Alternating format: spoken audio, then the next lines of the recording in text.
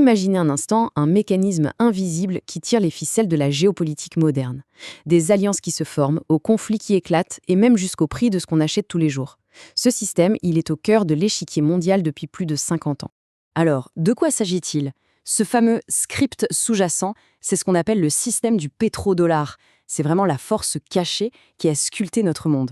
Et le plus intéressant, c'est qu'une fois qu'on a cette clé de lecture, eh bien tout ce qui se passe sur la scène mondiale devient, d'un coup, beaucoup plus logique. Décortiquons ça. C'est assez simple en fait. Il y a deux choses fondamentales à retenir. Primo, le pétrole, la ressource la plus vitale pour l'économie mondiale, ne peut être acheté qu'avec une seule monnaie, le dollar américain. C'est la règle. Secondo, les montagnes d'argent générées par ces ventes ne restent pas inactives. Elles sont recyclées, c'est le terme.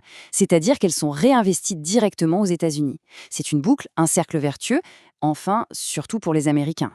Pour vraiment saisir comment on en est arrivé là, il faut faire un petit bond dans le passé. On retourne juste après la Seconde Guerre mondiale. Le monde est en pleine reconstruction et l'économie mondiale va subir une série de secousses, des chocs vraiment majeurs. Ce qui est fascinant ici, c'est de voir comment tout s'enchaîne. C'est une histoire de crise et d'opportunité. D'abord, en 71, Nixon lâche une bombe. Il coupe le lien entre le dollar et l'or. D'un coup, le dollar flotte. Il n'a plus d'encre. C'est la panique. Et puis, 2 ans plus tard, boum, crise pétrolière. Et là, les Américains voient l'occasion parfaite. Ils ont perdu l'or, mais ils ont quelque chose de bien plus puissant sous la main, l'or noir. Ils avaient besoin de forcer le monde à vouloir des dollars. Et le pétrole, c'était la solution idéale. Bon, maintenant qu'on a le contexte historique, rentrons dans la mécanique. Comment ça marche, concrètement? Parce que ce n'est pas juste une simple histoire d'achat-vente, c'est bien plus malin que ça. C'est une boucle qui s'auto-alimente et qui est extraordinairement bénéfique pour les États-Unis. La logique derrière tout ça est à la fois simple et absolument redoutable. Si le monde entier a besoin de pétrole, et si le pétrole se vend uniquement en dollars, alors le monde entier a besoin de dollars. Point. Prenons un exemple tout bête, le Japon. Pour que ses usines tournent, il lui faut du pétrole. Mais pour payer ce pétrole, les producteurs n'acceptent que des dollars. Alors comment le Japon fait-il pour obtenir ces fameux dollars? Eh bien, il doit vendre quelque chose aux Américains, des voitures, de l'électronique. C'est un passage obligé pour quasiment tous les pays du monde.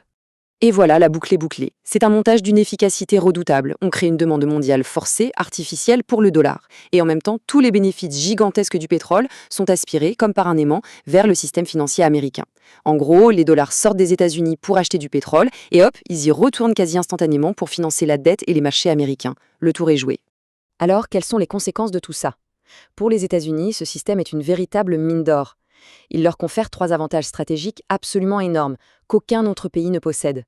C'est ce que certains ont appelé, à juste titre, le privilège exorbitant. Et ces 3 points, c'est la clé de lecture de pas mal d'événements mondiaux.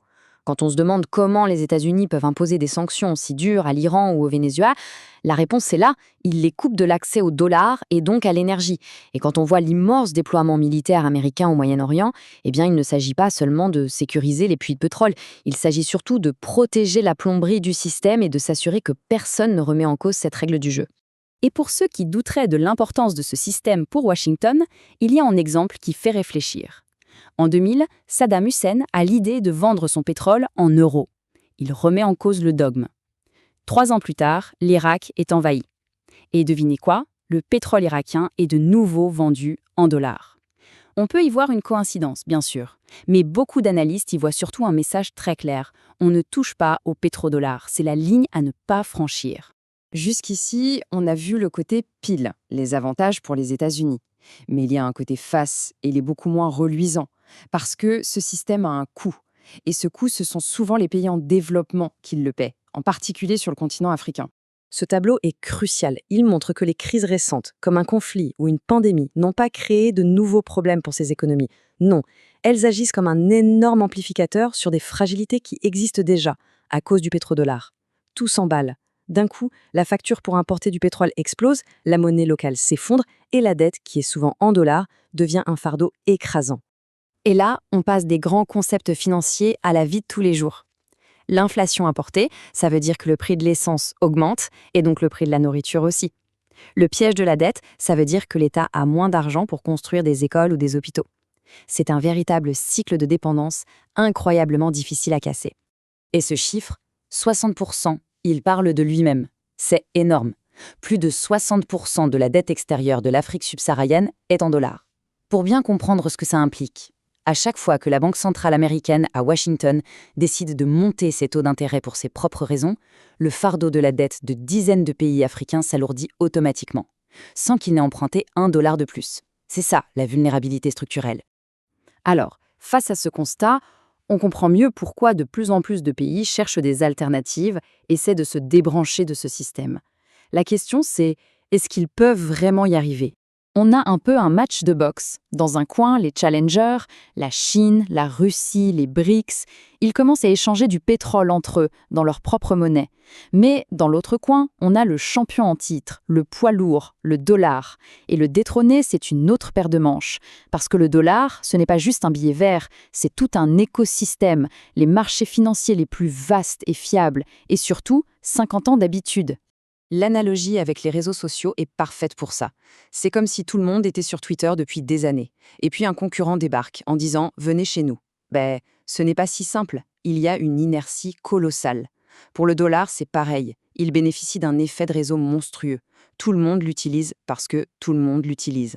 Donc non, la fin du pétrodollar n'est pas pour demain matin. Ce n'est pas une révolution, mais plutôt une érosion lente et progressive. On assiste à ce que les experts appellent une dédollarisation sélective. Ce lent glissement, par contre, crée de nouvelles failles et de nouvelles tensions sur l'échiquier mondial. Et ça nous amène à la question finale. Ce système a dicté les règles du pouvoir pendant un demi-siècle. Mais maintenant que les choses bougent, qu'est-ce qui va définir les 50 prochaines années? On entre probablement dans un monde avec plusieurs monnaies importantes, un monde multipolaire. Et les règles du jeu sont en train d'être complètement réécrites, là, sous nos yeux. Avoir compris le pétrodollar, c'est justement avoir la clé pour déchiffrer ce qui est en train de se passer.